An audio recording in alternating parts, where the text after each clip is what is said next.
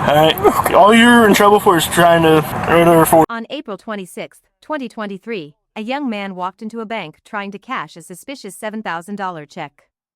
Minutes later, police were questioning him after he claimed somebody he knew recruited him to do it, but investigators quickly started wondering if there was much more to the story. The guy who we called just isn't able to answer all questions. So they have some more questions for you. Hold on, buddy. Hey, how you doing? Let's step in that office with lights off. Okay. So what's your name? Kelly. What's going on, man? Where'd you get this check from? Alarm system that I put for Paul in the house that he got in. Okay, where's the house out in the area? I really don't know the address. I just do the work with the people again. Alright, make that make sense again to me. You do what? I help people put in alarm systems in houses. Alright, what company do you work for? I don't know the company. What's your business? A friend of mine texted me saying if I needed some money so I could get some money because I don't got a job. So he said if I could help him do an alarm system for Paul so I could get some bread out of that. At this point, the story already starts sounding strange. A random $7,000 check suddenly shows up in the mail for someone who says they doesn't even have a job. And notice how he immediately starts distancing himself from it by saying it felt weird. That's usually what happens when somebody realizes too late they might have walked into something bigger than they expected. But the real question is, if he already thought the check looked suspicious, why bring it to the bank anyway? And yesterday I just received that through mail. You received it through the mail? Yeah, I received for it through $7,000. Yeah, I just received it through the mail. And I came in just to check it. Check if it was good, if it wasn't bad, because it was weird for me that the amount of it. I even called him and I said, oh, this is too much money. Like, that's weird, I received it through the mail. And I just came by to verify if it was good, if it was bad or something. So if I ask them, these checks aren't going to be reported stolen or anything, right?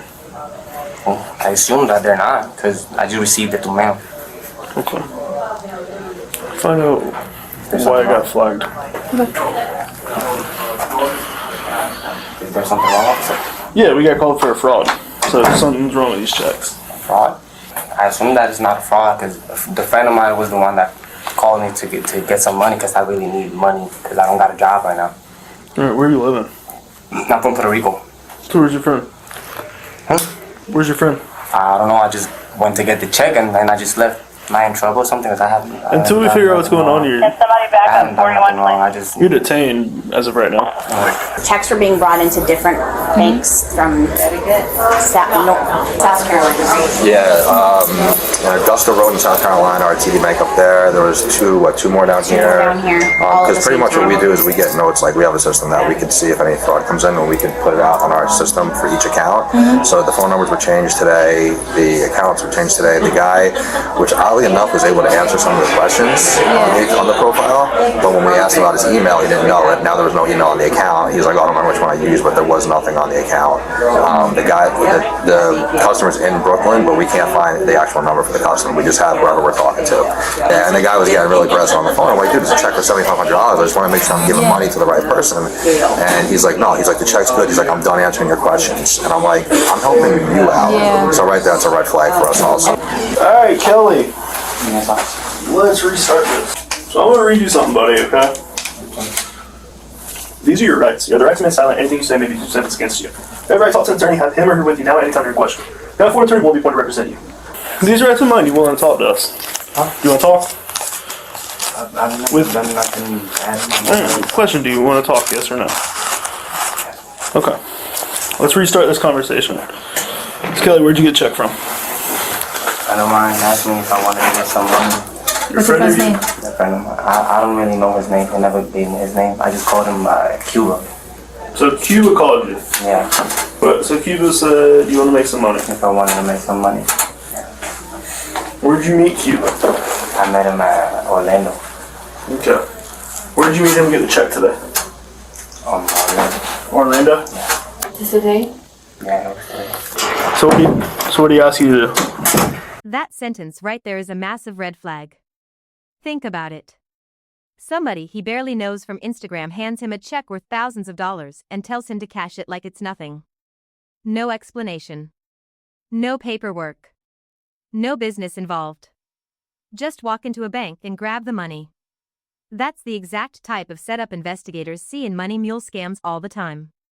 And the craziest part is, the people cashing the checks are usually the ones left dealing with the consequences while the real scammers disappear. He just said, just take this check, go to the bank, and say you want to cash it. Okay. And there it is. He was allegedly willing to risk a felony charge for just $1,000. But the amount wasn't the only thing catching officers' attention here.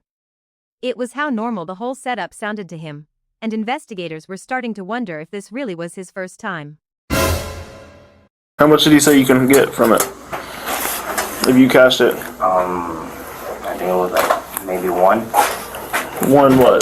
Just one. 1,000? Yeah, So the problem is, man, it's fraud. It's a fraudulent check. So I mean, the person that are you able to identify Cuba? yeah. Like do you know like his name? Like you don't know his first name. I don't know his Cuba. name. Nah, I don't know his name. But you can identify him if they found him. Yeah. How do you know him? I just met him through Instagram. You got his Insta? No, not really. You can pull his messages. That answer immediately raised red flags. Because deleting the messages made the situation look even worse. If everything was legitimate, why erase the conversation right before going into the bank? And from this point on, officers started looking at him very differently. Yeah, I deleted the messages, and after that, I just couldn't get his Instagram no more. Like, You don't have the messages anymore? no, I deleted everything. But you met this guy on Instagram, right? Yeah. So he don't know you from the next guy up the street. Yeah. I So know. why, if he's got these stolen checks, is he gonna give them to you and be like, hey man, come bring me back all the money, and I'll give you some? It don't make no sense, right? I just trusted him because I needed the money so I could help my mom. Yeah, I'm saying, why would he trust you? I don't know. He probably wouldn't, right? I don't know. Maybe he wouldn't. He probably wouldn't. Yeah, maybe he So I would. think it's a major story. No, I'm not making up nothing like You got his phone number? Yeah, I do got his phone. Okay. Can you see those You got the messages? text messages? You show him. Does it have a conversation in there? No, not the type of conversation of today. You can hear the fear starting to hit him in real time. Up until this point, he may have thought this was just easy money. But now reality is setting in. The officers are talking about fraud, stolen accounts, and felony charges. And suddenly this doesn't feel like a quick payday anymore. It feels like his entire future could change in a single afternoon. The panic in his voice right here is hard to ignore. I've never been in trouble my whole life. Like, I've never. Hey, can you translate this for me? I'm feeling nauseous right now. Can you translate that? You got something that I can throw up? Can I hear that asking? I've never been in trouble my whole life, actually. White Cherokee and a blue Chevy Impala. You're good, dude. Relax. Mary 13. Relax, bro. I'm trying. I'm just really nervous. I never. Do what? And about Wells, probably Wells Fargo. Yeah, cause In the trash can, dog. Just showing you around. 20 just advising you to rest. How many checks you got? 6 So he's talking about opening another account, something in another account with Calvin, something with direct deposit, and he's asking if he can open another account right now. yeah, cause he said if I wanted to do some direct deposit, and I said no. 'Cause, I don't trust no direct deposits. Cause most of the direct deposits they fraud some stuff like that. So I was like, I think I lose my account. After Who's that. Calvin? Kelvin is a friend of ours. Where's he at right now? He's out of Atlanta. We just opened up another account and just talking about what time is a check.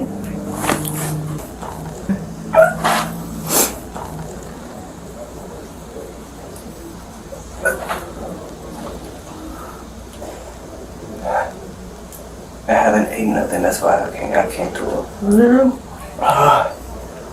This is the exact moment the reality fully crashes down on him. Everything before this still had a little uncertainty attached to it. Maybe he thought he could explain it away. Maybe he believed officers would let him walk out after questioning him. But hearing those words changes everything. You can almost feel the tension shift instantly. And what makes this moment even more intense is knowing the people who recruited him probably weren't anywhere nearby dealing with the consequences. I'm gonna get arrested right now. Probably, yeah.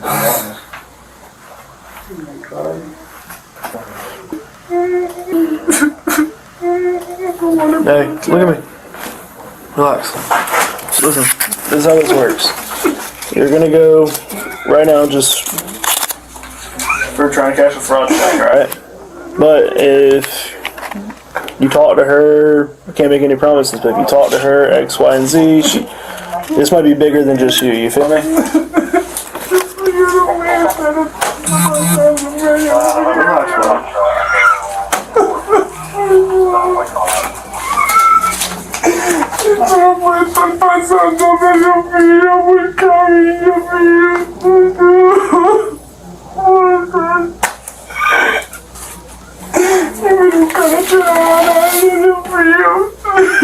Suicidal thoughts, right? No. Alright, can they send over?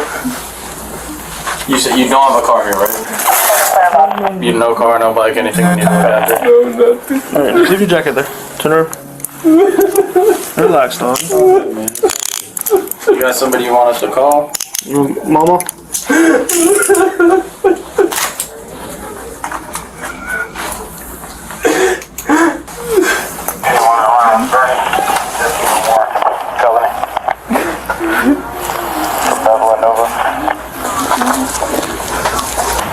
Kelly, anything on you?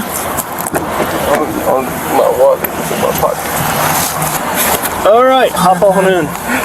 So hey, Kelly. Kelly, listen to me. Relax. Breathe. Catch up, catch your breath real quick. Relax, you ready? Alright, I'm trying to watch the front and the back. We need, yeah, he went in basically we need you to tell us what's going on with this. You know more than you're telling me. Yeah, they were coming from The best thing in this situation is honesty. Honesty goes a long way. Okay. Alright? All you're in trouble for is trying to earn a forged check. You're trying to cash a forged check. That's all it is. It is a felony, but that doesn't mean anything. Depending on what happens with CID and stuff, they might not do anything. It's up to them, okay? But this is something you need to be upfront and honest. If you know who Cuba is, even if it's your homeboy, whatever, dog. No, it's not a homeboy of mine. But you feel what I'm saying? It's just time to be truthful, man. Yeah. Alright? That line probably sums up the entire case better than anything else in the video. The people behind these scams rarely walk into the bank themselves. They find somebody else to take the risk, collect the money, and deal with the fallout if things go wrong. And once police get involved, the person standing at the counter is usually the one facing the charges first. It's a harsh lesson, but it explains exactly why officers kept pushing him to tell the truth about who Cuba really was. It's your ass on the line, not nobody else's. That's why he's having you do it. I'm just saying, they're running